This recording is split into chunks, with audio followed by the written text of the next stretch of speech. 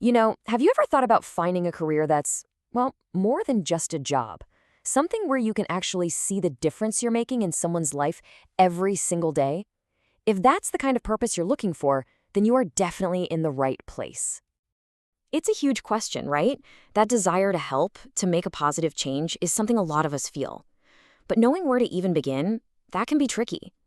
Well, in India, for any career in rehabilitation, the journey starts at one place. Every single path begins with a really important organization, the Rehabilitation Council of India, or RCI. It's the key that unlocks this entire world. So, here's our game plan for this explainer. We'll kick things off by getting to know the RCI. It's the foundation for everything. Then, we're going to explore three main career paths, one focused on the mind, another on physical support, and a third on building a more inclusive society. And we'll finish up with a super simple four-step roadmap to date you on your way. Okay, let's dive right in. Before we even get to the exciting jobs, we have to talk about the number one rule of this entire field, and that rule is set by the Rehabilitation Council of India. So, what exactly is the RCI? Think of it as the ultimate gatekeeper. It's the one and only organization in India that decides what gets taught, which colleges are approved, and what the professional standards are for every single career we're going to talk about.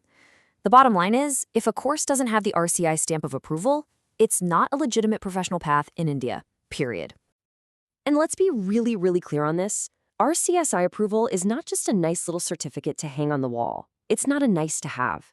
It is your license. It's the legal green light that gives you the right to work as a professional in this field. Without it, you're on the outside looking in. And here's the final piece of that puzzle. Graduating from an RCI-approved course is step one, but you're not done yet. Step two, which is absolutely mandatory, is getting your name into the Central Rehabilitation Register, the CRR. So the formula you've got to remember is simple. RCI-approved course plus CRR registration equals your official legal license to go out there and make a difference. All right, now that we have the foundation down, let's explore the first major career path. This one is all about the mind. It's for anyone who's fascinated by psychology, by how we learn and how we develop. It's about empowering people from the inside out. And wow, just look at the different ways you can make an impact here.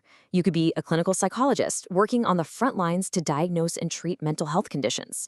Or maybe a special educator, where you're literally an architect designing brand new ways for kids with special needs to learn and succeed. Then there are rehabilitation psychologists who do the crucial work of equipping people with disabilities with the skills they need to live independent, full lives. So what does it take to get on this path? Well, it usually starts with a bachelor's degree, often in something like psychology. After that, you'll need a specialized master's. Now, here's a really key detail. If your goal is to practice independently as, say, a clinical psychologist, that 2-year MPhil isn't just an option, it's pretty much mandatory. And if you feel the pull of the classroom, then a B.Ed or a D.Ed in special education is where you'll want to start. Okay, let's shift gears now to our second path. This is where the work becomes really tangible, really hands-on. We're talking about professions focused on helping people with movement, communication, and physical abilities. I mean, the skills here are such a cool mix of science and art. You've got prosthetists and orthotists who are like engineers of the human body, creating custom limbs and braces. You've got audiologists and speech pathologists who literally help people connect with the world again through hearing and speech. And of course, none of this works without therapist assistants. They're the absolute backbone of the therapy team. Now, within this path, there are two main entry points. You can go for a 1- or 2-year diploma, which sets you up perfectly for a role as a technician or an assistant, or you can go for a full bachelor's degree. This is a track that leads to becoming a licensed professional who can practice independently and even go on to specialize with a master's degree. And that brings us to our third and final path. This one zooms out a bit. It's not just about an individual's mind or body, but their place in the world. These are the jobs about breaking down barriers and building bridges so everyone gets a fair shot at participating in society. These roles are all about building a more inclusive society, brick by brick.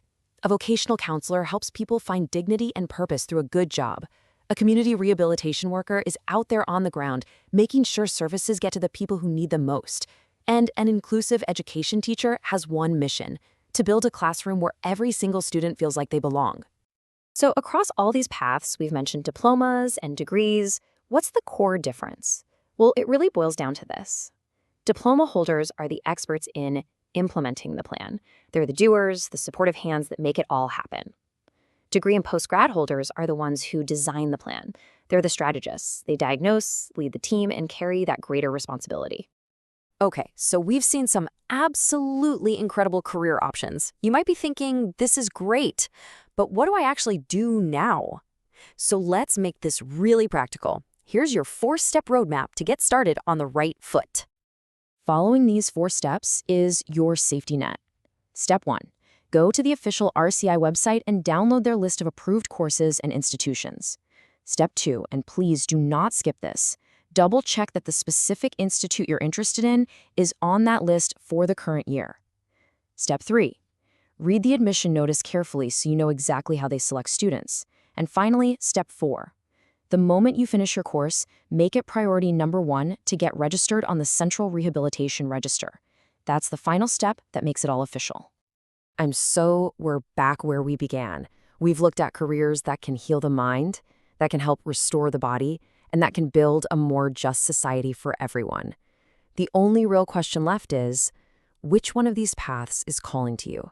Which one feels like the purpose you've been searching for? Answering that question for yourself is your real first step.